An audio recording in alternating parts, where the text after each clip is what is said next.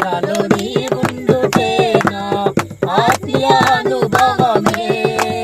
పరిశుద్ధాత్ముని అభిషేకముతో పరిపూర్ణత చెందేలా